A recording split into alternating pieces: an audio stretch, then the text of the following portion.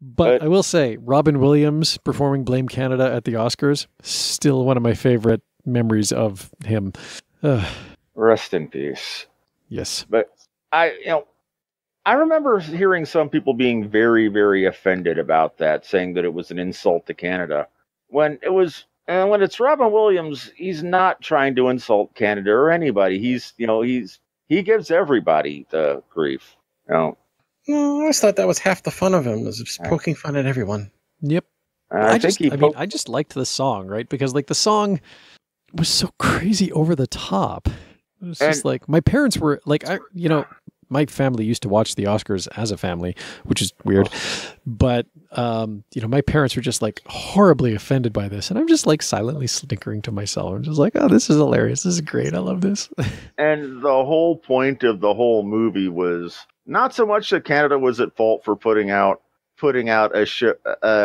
a movie about a bunch of cursing people who farted a lot, because, well, that's what Terrence and Phillip were. But it was mostly about concerned American parents willing to start a war with Canada rather than realize, oh, this happened because we weren't paying attention and actually parenting our kids. Yeah. Yeah. But you know what, though?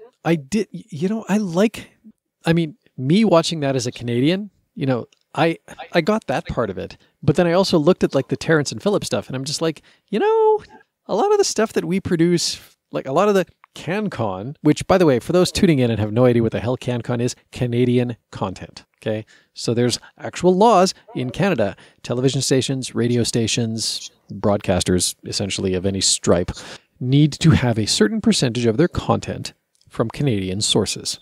I wanted to say it's around 30%, but that might just be for radio stations. I don't know. At any rate, if you are any kind of broadcaster in Canada, you have to ensure that a certain percentage of your airtime is devoted to Canadian-produced content. Hence, CanCon. Right, back to...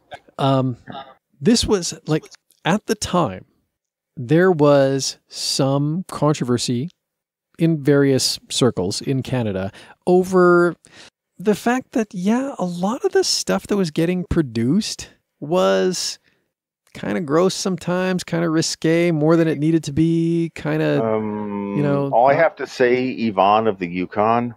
Yeah, well,